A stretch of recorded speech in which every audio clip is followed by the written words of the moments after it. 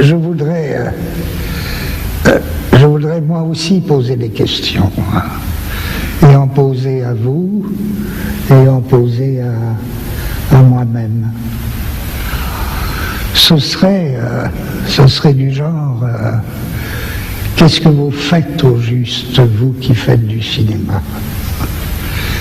Et moi, qu'est-ce que je fais au juste quand je fais ou quand j'espère faire de la philosophie? Et est-ce qu'on a quelque chose à se dire en fonction de cela? Alors bien sûr, ça va mal chez vous, mais ça va très mal aussi chez moi. Et c'est pas seulement ça qu'on aurait à se dire. Ou bien, je pourrais poser la question autrement. Qu'est-ce que c'est avoir une idée au cinéma? Si l'on fait du cinéma ou si l'on veut faire du cinéma, qu'est-ce que c'est avoir une idée? Lorsqu'on dit, tiens, j'ai une idée. Parce que d'une part, tout le monde sait bien qu'avoir une idée, c'est un événement rare. Ça arrive rarement. Avoir une idée, c'est une espèce de fête.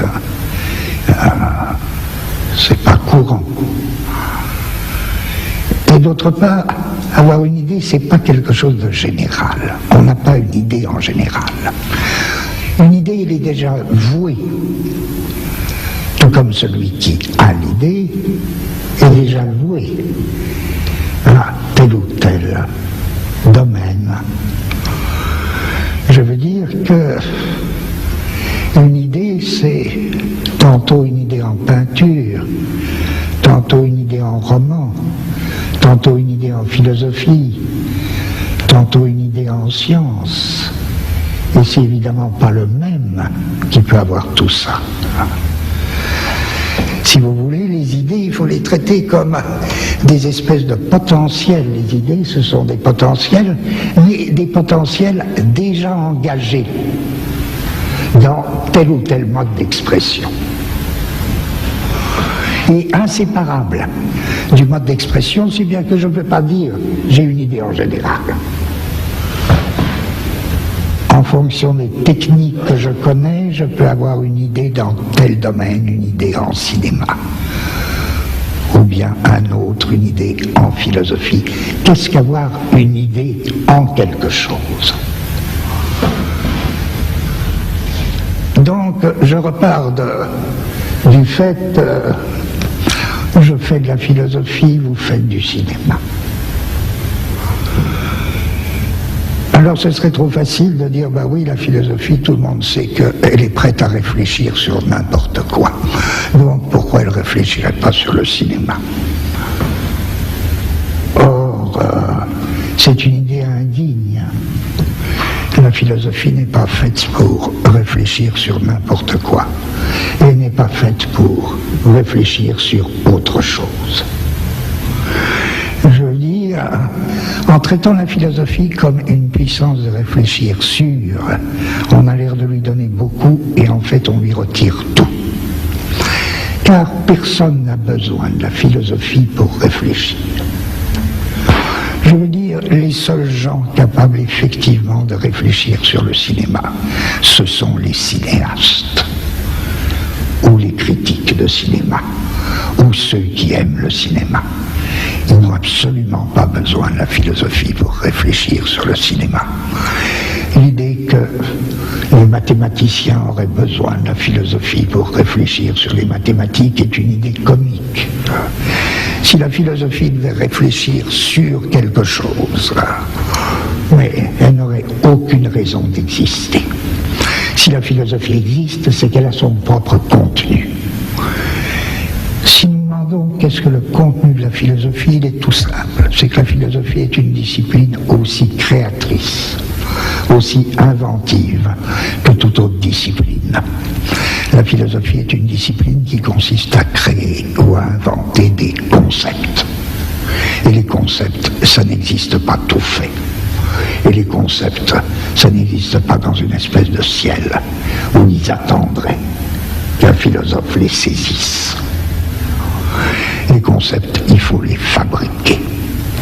Alors bien sûr, ça ne se fabrique pas comme ça, on ne se dit pas un jour, tiens, je vais faire tel concept, je vais inventer tel concept. Pas plus qu'un peintre ne se dit un jour, tiens, je vais faire un tableau comme ça.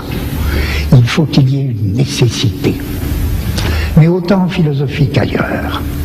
Tout comme un cinéaste se dit pas, tiens, je vais faire tel film. Il faut qu'il y ait une nécessité. Sinon, il n'y a rien du tout.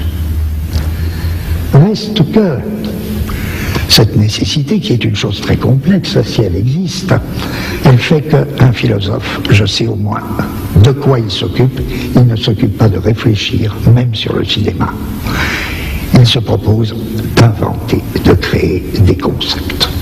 Je dis que je fais de la philosophie, c'est-à-dire j'essaie d'inventer des concepts. J'essaie pas de réfléchir sur autre chose. Si je dis, vous qui faites du cinéma, qu'est-ce que vous faites? Je prends une définition aussi puérile, donc accordez-la moi, il y en a sûrement d'autres et de meilleurs. Je dirais, vous, ce que vous inventez, c'est pas des concepts, c'est pas votre affaire. Ce que vous inventez, c'est ce qu'on pourrait appeler des blocs de mouvement duré. Si on fabrique un bloc de mouvement duré, peut-être que c'est qu'on fait du cinéma. Remarquez, il n'y a pas question d'invoquer une histoire ou de la récuser. Tout a une histoire. La philosophie aussi raconte des histoires. Elle raconte des histoires avec des concepts. Le cinéma, je pense, supposons qu'il raconte des histoires avec des blocs de mouvement duré. Je peux dire que la peinture invente. Elle, c'est un tout autre type de bloc. C'est ni des blocs de concept, ni des blocs de mouvement duré, mais supposons que ce soit des blocs de lignes couleurs. La musique invente un autre type de bloc très très particulier. Bon. Mais je dis dans tout ça, la science, elle est non moins, vous savez, la science, elle est non moins créatrice. Hein. Je ne vois pas tellement d'opposition entre les sciences, les arts, tout ça. Si je demande à un savant qu'est-ce qu'il fait, lui aussi il invente. Il ne découvre pas, un savant, ou du moins la découverte ça existe, mais ça fait partie, mais c'est pas par là qu'on définit une activité scientifique en tant que telle. Un savant, il a inventé, il crée autant qu'un artiste. Si n'importe qui peut parler à n'importe qui, si un cinéaste peut parler à un homme de science, si un homme de science peut avoir quelque chose à dire à un philosophe et inversement, c'est dans la mesure où, et en fonction de leur activité créatrice à chacun. Non pas qu'il y ait lieu de parler de la création c'est plutôt quelque chose de très solitaire et non pas qu'il y ait lieu de parler de la création, mais c'est au nom de ma création que j'ai quelque chose à dire à quelqu'un. Et si j'alignais alors toutes ces disciplines qui se définissent par leur activité créatrice, si je les alignais, je dirais bien qu'il y a une limite qui leur est commune. Et la limite qui est commune à toutes ces séries d'inventions, invention de fonctions, invention de blocs, durée, mouvement, invention de concepts, etc. La série qui est commune à tout ça, hein, où la limite de tout ça, c'est quoi? C'est l'espace-temps. Si bien que si toutes les disciplines communiquent, ensemble, c'est au niveau de ce qui ne se dégage jamais pour soi-même, mais qui est comme engagé dans toute discipline créatrice, à savoir la constitution des espaces-temps. Bresson, bon, c'est très connu, hein. Il y a rarement des espaces entiers chez Bresson. C'est des espaces qu'on peut appeler déconnectés. C'est-à-dire, il y a un coin, par exemple, le coin d'une cellule.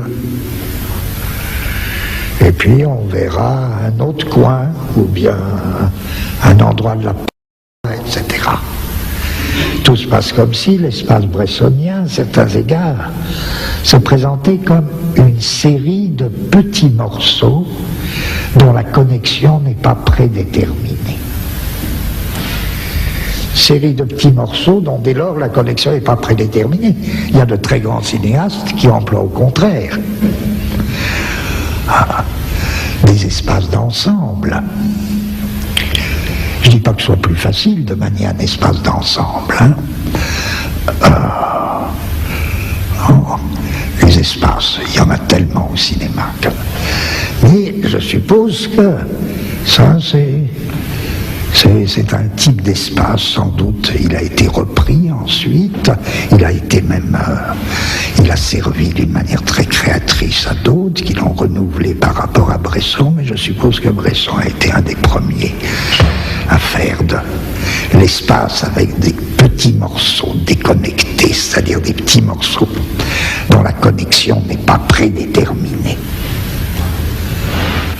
Quand je disais de toute manière à la limite de toutes les tentatives de création, il y a des espaces-temps, il n'y a que ça. Ben oui, c'est là que les blocs de durée-mouvement de Bresson vont tendre vers ce type d'espace, entre autres. La réponse, elle est donnée. Ces petits morceaux d'espace visuel dont la connexion n'est pas donnée d'avance, par quoi voulez-vous qu'ils soient connectés sinon par la main? Et c'est pas de la théorie, ça, c'est pas de la philosophie, ça se déduit pas comme ça, mais je dis le type d'espace de Bresson et la valorisation cinématographique de la main dans l'image sont évidemment liés. Je veux dire le raccordement des petits bouts d'espace bressonien, du fait même que ce sont des bouts, des morceaux déconnectés d'espace, ne peut être qu'un raccordement manuel. D'où l'exhaustion de la main dans tout le cinéma de Bresson. C'est bien, on pourrait continuer longtemps parce que par là, le bloc d'étendu mouvement de Bresson recevrait donc comme caractère propre à ce créateur le caractère de cet espace, un caractère très particulier, le rôle de la main qui en sort tout droit. Il n'y a plus que la main qui puisse effectivement opérer des connexions d'une partie à l'autre de l'espace. Et Bresson est sans doute le plus grand cinéaste à avoir introduit dans le cinéma les valeurs tactiles, pas simplement parce qu'il sait prendre en image admirablement les mains, mais s'il sait prendre admirablement les mains en image, c'est parce qu'il a besoin des mains. Un créateur, c'est pas un être qui travaille pour le plaisir. Un créateur ne fait que ce dont il a absolument besoin. Avoir une idée en cinéma, encore une fois, c'est pas la même chose qu'avoir une idée ailleurs. Et pourtant, il y a des idées en cinéma qui pourraient valoir aussi dans d'autres disciplines. Il y a des idées en cinéma qui pourraient être d'excellentes idées en roman, mais elles n'auraient pas la même allure du tout. Et puis il y a des idées en cinéma qui ne peuvent être que cinématographiques.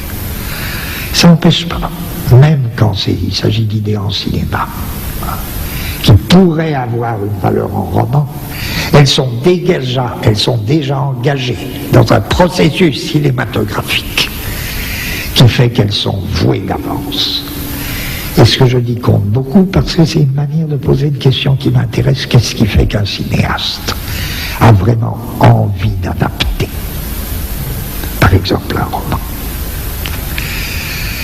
S'il a envie d'adapter un roman, il me semble évident que c'est parce que il a des idées en cinéma qui résonnent avec ce que le roman présente comme des idées en roman.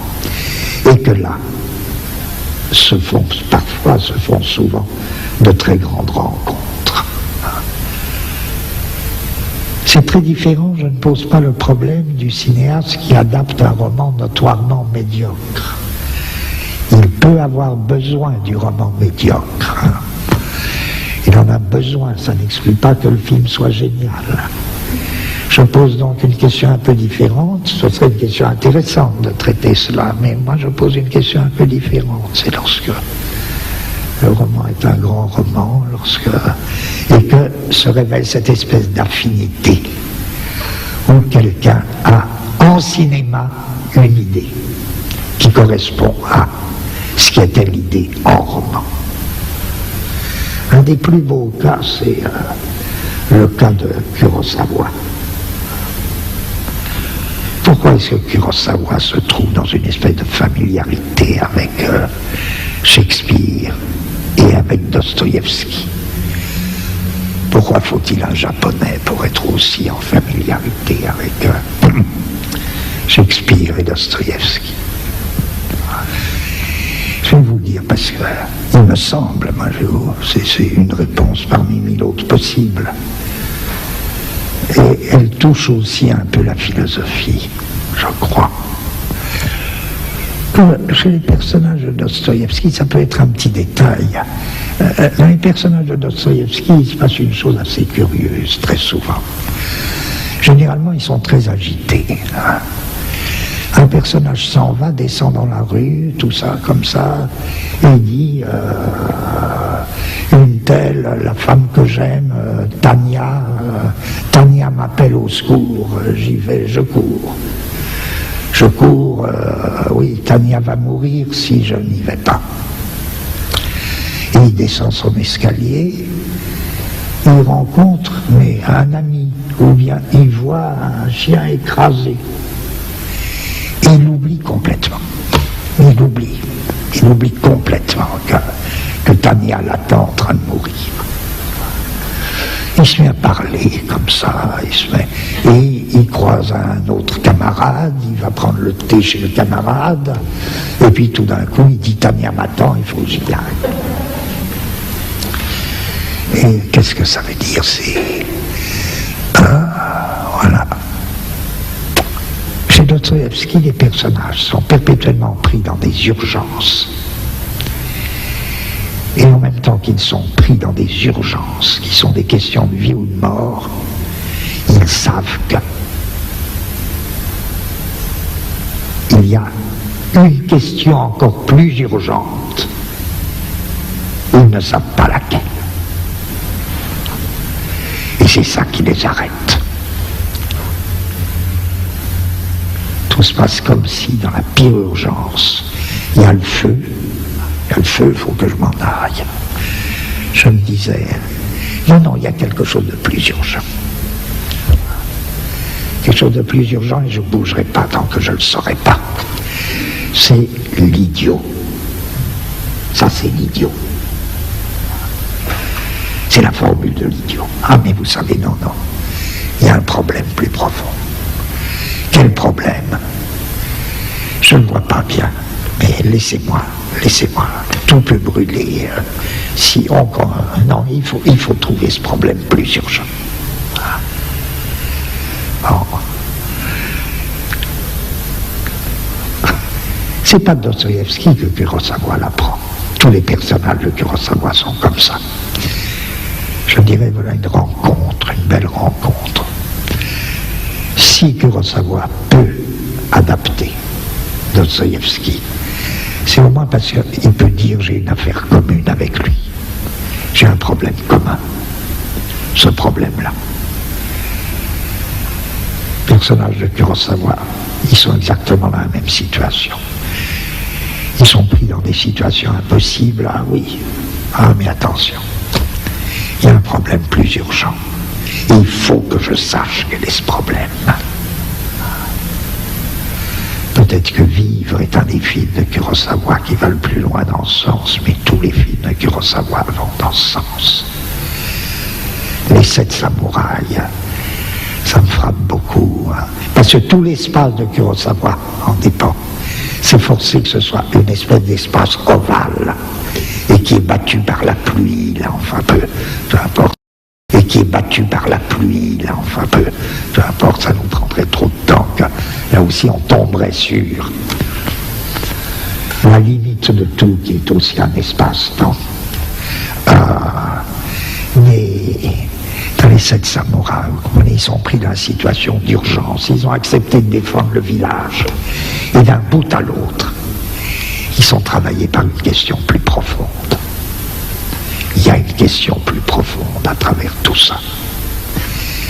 Et elle sera dite à la fin par le chef des samouraïs quand ils s'en vont. Qu'est-ce qu'un samouraï? Qu'est-ce qu'un samouraï, non pas en général, mais qu'est-ce qu'un samouraï à cette époque-là? À savoir, quelqu'un qui n'est plus bon à rien. Les seigneurs n'en ont plus besoin. Et les paysans vont bientôt savoir se défendre tout seuls. Et pendant tout le film, malgré l'urgence de la situation, les samouraïs sont hantés par cette question, qui est digne de l'idiot, qui est une question d'idiot. Nous autres samouraïs, qu'est-ce que nous sommes? Voilà. Je dirais, une idée en cinéma, c'est de ce type. Vous me direz non, puisque c'était aussi une idée en roman. Mais une idée en cinéma, c'est de ce type, une fois qu'elle est déjà engagée dans un processus cinématographique. Vous pouvez dire, là, j'ai une idée. Même si vous l'empruntez à Dostoïevski. Je dirais de même, je cite très vite. Je crois qu'une idée, c'est très simple. Encore une fois, c'est pas un concept, c'est pas de la philosophie. Un concept, c'est autre chose. De toute idée, on peut peut-être tirer un concept. Mais je pense à Minelli. Minelli, là, il me semble une idée extraordinaire sur le rêve. Elle est très simple, on peut la dire, et elle est engagée dans tout un processus cinématographique qui est l'œuvre de Minelli. Et la grande idée de Minelli sur le rêve, il me semble, c'est que le rêve concerne avant tout ceux qui ne rêvent pas. Le rêve de ceux qui rêvent concerne ceux qui ne rêvent pas. Et pourquoi ça les concerne? Parce que dès qu'il y a rêve de l'autre, il y a danger. À savoir que le rêve des gens est toujours un rêve dévorant qui risque de nous engloutir. Et que les autres rêves, c'est très dangereux. Et que le rêve est une terrible volonté de puissance. Et que chacun de nous est plus ou moins victime du rêve des autres. Même quand c'est la plus gracieuse jeune fille, c'est une terrible dévorante, pas par son âme, mais par ses rêves. Méfiez-vous du rêve de l'autre, parce que si vous êtes pris dans le rêve de l'autre, vous êtes foutu. Bon, ne soyez jamais pris dans le rêve de l'autre. Alors, vous comprenez, quand on a une idée comme ça, la question est vraiment pas de savoir si elle est vraie ou si elle est fausse. La question est de savoir si elle est importante, intéressante et si elle est belle. Et c'est la même chose en science, c'est la même chose en philosophie, vous savez. Ou bien je parlerai autre exemple, d'idée proprement cinématographique, de la fameuse dissociation, voire parler, dans un cinéma relativement récent. Que ce soit, alors là aussi je prends les cas les plus connus, que ce soit Cyberberg, que ce soit les Straub, que ce soit Marguerite Duras. Qu'est-ce qu'il y a de commun? Et en quoi c'est proprement cinématographique? Ça, c'est une idée cinématographique. Faire une disjonction du visuel et du sonore. Pourquoi ça ne peut pas se faire au théâtre? Pourquoi ça peut se faire, mais ce sera de l'appli. Alors là, si ça se fait au théâtre, sauf exception, à moins que le théâtre trouve des moyens de le faire, on pourra dire que le théâtre là applique du cinéma. Ce qui n'est pas mal forcément, mais c'est une idée tellement cinématographique, assurer la disjonction du voir et du sonore et du parler, du visuel et du sonore, que ça répondrait à l'idée, qu'est-ce que par exemple avoir une idée cinématographique. Et tout le monde sait en quoi ça consiste, je le dis à ma manière. Une voix parle de quelque chose. En même temps, donc, on parle de quelque chose. En même temps, on nous fait voir autre chose. Et enfin, ce dont on nous parle est sous ce qu'on nous fait voir. C'est très important, ça, ce troisième point. Vous sentez bien que c'est là que le théâtre ne pourrait pas suivre. Le théâtre pourrait assurer les deux premières propositions. On nous parle de quelque chose et on nous fait voir autre chose. Mais que ce dont on nous parle en même temps se mette sous ce qu'on nous fait voir, et c'est nécessaire, sinon les deux premières opérations, elles n'auraient aucun sens, elles auraient guère d'intérêt. Si vous préférez, on peut dire, alors en termes plus... La parole s'élève dans l'air. La parole s'élève dans l'air en même temps que la terre qu'on voit, elle, s'enfonce de plus en plus. Ou plutôt en même temps que ce dont cette parole qui s'élève dans l'air nous parlait, cela dont elle nous parlait s'enfonce sous la terre. Qu'est-ce que c'est que ça? S'il n'y a que le cinéma qui puisse faire ça, je ne dis pas qu'il doit le faire, hein, qu'il l'ait fait, mettons, 2 ou 3 fois. Je peux dire simplement, c'était de grands cinéastes qui ont eu cette idée. Il ne s'agit pas de dire c'est ça qu'il faut faire, il faut bien faire. Hein. Il faut avoir des idées, quelles qu'elles soient. Ça, c'est une idée cinématographique. Je dis c'est prodigieux parce que ça assure, au niveau du cinéma, une véritable transformation des éléments. Un cycle des grands éléments qui fait que du coup, le cinéma fait un grand écho avec, je ne sais pas, avec une physique qualitative des éléments. Ça fait une espèce de transformation. L'air, la terre et l'eau, le feu, parce qu'il faudrait ajouter, on n'a pas le temps évidemment, on découvrirait le rôle des 2 autres éléments, une grande circulation des éléments dans le cinéma. Une grande circulation des éléments dans le cinéma. Dans tout ce que je dis, en plus, ça ne supprime pas une histoire. Hein. L'histoire, elle est toujours là, mais ce qui nous intéresse, c'est pourquoi l'histoire est-elle tellement intéressante, sinon parce qu'il y a tout ça derrière et avec. Or, c'est tout à fait ce cycle tel que je viens de le définir si rapidement. La voix s'élève, en même temps que ce dont parle la voix s'enfouit sous la terre. Vous avez reconnu la plupart des films de Straub.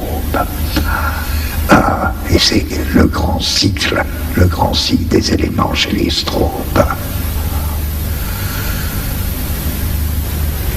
Mais c'est très important ce circuit qui a une sorte de beauté où en effet il y a perpétuellement disjonction de ce qu'on voit, puisque ce qu'on voit c'est uniquement la terre déserte. Mais cette terre déserte, elle est comme lourde de ce qu'il y a en dessous, et vous me direz, mais ce qu'il y a en dessous, qu'est-ce qu'on en sait? C'est justement ce dont la voix nous parle. Et c'est comme si la terre, là, se gondolait de ce que la voix nous dit, et qui vient prendre place sous la terre, à son heure et en son lieu. Et si la terre et si la voix nous parlent de cadavres, c'est toute la lignée des cadavres qui vient prendre place sous la terre. Si bien qu'à ce moment-là, le moindre frémissement de vent sur la terre déserte, sur l'espace vide que vous avez sous les yeux, sur la terre déserte, etc., prend tout son sens. Le moindre creux dans cette terre, etc. Mais,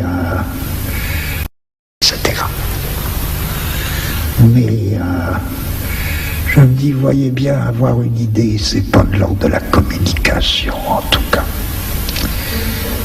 Et c'est à ça que je voudrais en venir, parce que ça fait partie des questions qui m'ont été très gentiment posées. Je veux dire à quel point tout ce dont on parle est irréductible à toute communication. Et c'est pas grave, ça veut dire quoi? Ça veut dire, il me semble que, en un premier sens, on pourrait dire que la communication, c'est la transmission et la propagation d'une information. Or, une information, c'est quoi? C'est pas très compliqué, tout le monde le sait. Une information, c'est un ensemble de mots d'ordre. Quand on vous informe, on vous dit ce que vous êtes censé devoir croire. L'autre terme, informer, c'est faire circuler un mot d'ordre. Les déclarations de police sont dites à juste titre des communiqués. On nous communique de l'information, c'est-à-dire on nous dit ce que nous sommes censés être en état ou devoir croire, ce que nous sommes tenus de croire. Ou même pas de croire, mais de faire comme si l'on croyait.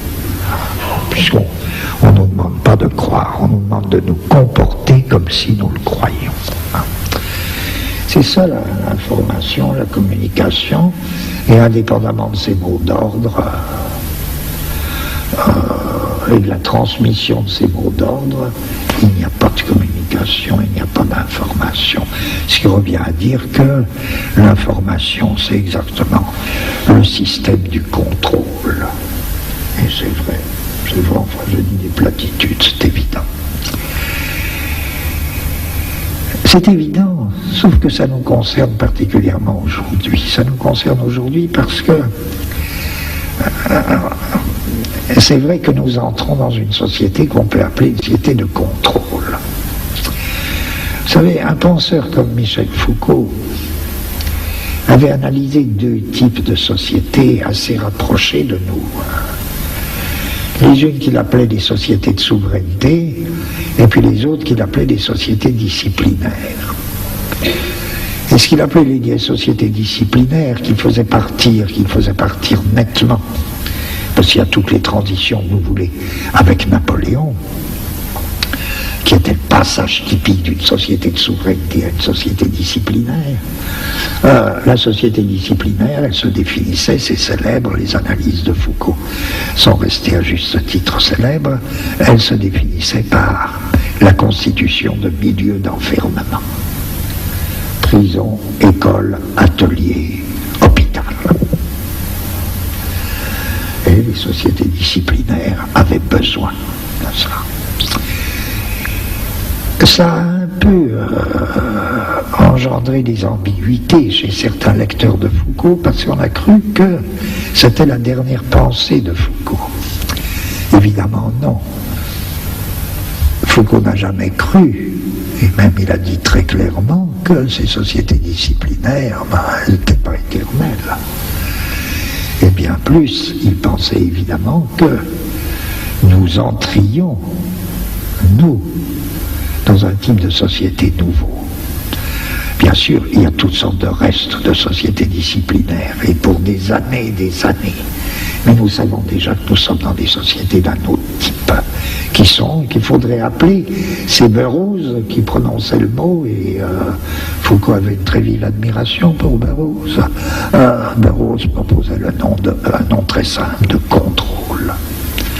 Nous entrons dans des sociétés de contrôle qui se définissent très différemment des disciplines.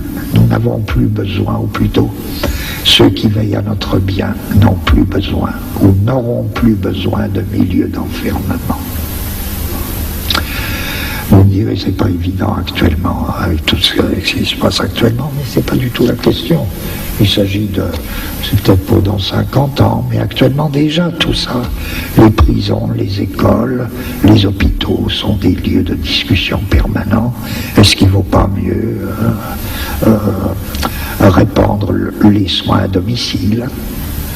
Oui, c'est sans doute l'avenir. Les ateliers, les usines, ça craque par tous les bouts. Est-ce qu'il ne vaut pas mieux les régimes de sous-traitance et même le travail à domicile? Bon, les prisons, c'est une question. Qu'est-ce qu'il faut faire? Qu'est-ce qu'on peut trouver? Est-ce qu'il n'y a pas d'autres moyens de punir les gens que la prison? C'est des vieux problèmes qui renaissent. Parce que les sociétés de contrôle ne passeront évidemment plus par des milieux d'enfermement. Même l'école, il faut bien surveiller actuellement les thèmes qui naissent. Ça se développera que dans 50 ans, 40 ans, pour nous expliquer que l'épatant, ce serait faire en même temps l'école et la profession. Ce sera très intéressant, parce que c'est ça l'identité de l'école et de la profession dans la formation permanente, qui est notre avenir. Ça n'impliquera plus forcément le regroupement d'écoliers dans un milieu d'enfermement. Ça pourra se faire tout à fait autrement, ça se fera par Minitel, enfin tout ça, tout ce que vous voulez, et pas tant, ce serait des formes de contrôle. Voyez en quoi un contrôle, c'est pas une discipline. Je dirais par exemple d'un autoroute, que là vous enfermez pas les gens, mais en faisant des autoroutes, vous multipliez des moyens de contrôle. Je ne dis pas que ce soit ça le but unique de l'autoroute, mais des gens peuvent tourner à l'infini et sans être du tout enfermés, tout en étant parfaitement contrôlés. C'est ça notre avenir. Les sociétés de contrôle et pas des sociétés de discipline. Alors pourquoi je raconte tout ça? Bon, c'est parce que l'information, mettons que ce soit ça. L'information, bon, c'est le système contrôlé des mots d'ordre. Des mots d'ordre qui ont cours dans une société donnée. Qu'est-ce que l'art peut avoir à faire avec ça? Qu'est-ce que l'œuvre d'art? Vous me direz, allez, tout ça, ça ne veut rien dire. Alors parlons pas d'œuvre d'art. Parlons, disons au moins qu'il y a de la contre-information. Par exemple, il y a des pays où, dans des conditions particulièrement dures et cruelles, des pays de très dure dictature, où il y a de la contre-information. Bon. Du temps d'Hitler, les Juifs qui arrivaient d'Allemagne et qui étaient les premiers à nous apprendre qu'il y avait des camps d'extermination en Allemagne, ils faisaient de la contre-information. Ce qu'il faut constater, c'est que, il me semble, jamais la contre-information n'a suffi à faire quoi que ce soit. Aucune contre-information n'a jamais gêné Hitler.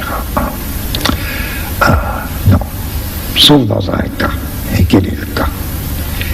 C'est là que c'est important. Ma seule réponse, ce serait la contre-information ne devient effectivement efficace que quand elle est. Et elle l'est par nature, donc c'est pas grave. Que quand elle est ou devient acte de résistance. Et l'acte de résistance, lui, n'est ni information, ni contre-information. La contre-information n'est effective que quand elle devient un acte de résistance. Quel est le rapport de l'œuvre d'art avec la communication? Aucun. L'œuvre d'art n'est pas un instrument de communication. L'œuvre d'art n'a rien à faire avec la communication. L'œuvre d'art ne contient strictement pas la moindre information. En revanche, il y a une affinité fondamentale entre l'œuvre d'art et l'acte de résistance. Alors là, oui, il y a quelque chose à faire avec l'information et la communication, oui, à titre d'acte de résistance. Quel est ce rapport mystérieux entre une œuvre d'art et un acte de résistance, alors que les hommes qui résistent n'ont ni le temps, ni parfois la culture nécessaire pour avoir le moindre rapport avec l'art? Je ne sais pas. Malraux développe un beau concept philosophique. Malraux dit une chose très simple sur l'art, il dit c'est la seule chose qui résiste à la mort. Je veux dire, revenons à mon truc tout à l'heure, au début, sur qu'est-ce que c'est, qu'est-ce qu'on fait au début, sur qu'est-ce que c'est, qu'est-ce qu'on fait quand on fait de la philosophie, on invente des concepts. Là, je trouve que là, c'est la base d'un assez beau concept philosophique. Réfléchissez, oui, qu'est-ce qui résiste à la mort? Ben oui, sans doute. Il suffit de voir une statuette de 3000 ans avant notre ère pour trouver que la réponse de Malraux est plutôt une bonne réponse. Mais on pourrait dire, alors, moins bien, mais du point de vue qui nous occupe, ben oui, l'art, c'est ce qui résiste. C'est ce qui résiste. Et c'est peut-être, non pas la seule chose qui résiste, mais c'est ce qui résiste. D'où le rapport si étroit entre l'acte de résistance et l'art, et l'œuvre d'art. Tout acte de résistance n'est pas une œuvre d'art, bien que d'une certaine manière elle en soit. Toute œuvre d'art n'est pas un acte de résistance, et pourtant d'une certaine manière, elle l'est. Quelle manière mystérieuse, là il nous faudrait peut-être, je ne sais pas, il nous faudrait une autre réflexion, une longue réflexion pour... Ce que je veux dire, c'est, si vous me permettez de revenir à qu'est-ce qu'avoir une idée en cinéma, ou qu'est-ce qu'avoir une idée cinématographique. Lorsque je vous disais, prenez le cas, par exemple, entre autres, des strobes, lorsqu'ils opèrent cette disjonction voix-sonore, dans des conditions telles que, marquez l'idée, d'autres grands auteurs l'ont prise d'une autre manière. Je crois que chez les strobes, ils la prennent de la manière suivante. Cette disjonction, encore une fois, la voix s'élève, elle s'élève, elle s'élève. Elle s'élève et encore une fois, ce dont elle nous parle passe sous la terre nue, sous la terre déserte que l'image visuelle était en train de nous montrer, image visuelle qui n'avait aucun rapport avec l'image sonore, ou qui n'avait aucun rapport direct avec l'image sonore. Or, quel est cet acte de parole qui s'élève dans l'air pendant que son objet passe sous la terre? Résistance. Acte de résistance. Et dans toute l'œuvre des strobes, l'acte de parole est un acte de résistance. De Moïse au dernier Kafka, en passant par, je ne cite pas dans l'ordre, je ne sais pas l'ordre, un non réconcilié jusqu'à Bach. Rappelez-vous, l'acte de parole de Bach, c'est quoi? C'est sa musique. C'est sa musique qui est acte de résistance. Acte de résistance contre quoi? C'est pas acte de résistance abstrait. C'est acte de résistance contre et de lutte active contre la répartition du profane et du sacré. Et cet acte de résistance dans la musique culmine dans un cri, tout comme il y a un cri dans Wojciech, il y a un cri de Bach. Dehors, dehors. Allez-vous-en, je ne veux pas vous voir. Ça, c'est l'acte de résistance. Or, quand les strobes le mettent en valeur, ce cri, là, le cri de Bach, ou quand ils mettent en valeur le cri de la vieille schizophrénique, la vieille schizophrène, je crois, dans Non réconcilié, etc. Tout ça, doit rendre compte de... Bon. En sens, l'acte de résistance, il me semble, a deux faces. Il est humain et c'est aussi l'acte de l'art.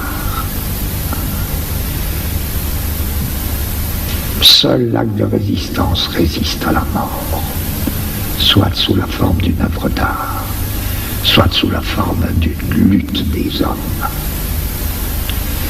Et quel rapport y a-t-il entre la lutte des hommes et l'œuvre d'art? Le rapport le plus étroit, pour moi le plus mystérieux, exactement ce que Paul Klee voulait dire quand il disait, vous savez, le peuple manque.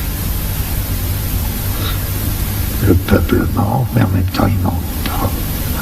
Le peuple manque, ça veut dire que n'est pas clair et ne sera jamais clair. Cette affinité fondamentale entre l'œuvre d'art et un peuple qui n'existe pas encore. Alors enfin, oh ben non, il est très... Eh bien voilà, je suis profondément heureux de votre très grande gentillesse à m'avoir écouté. Et je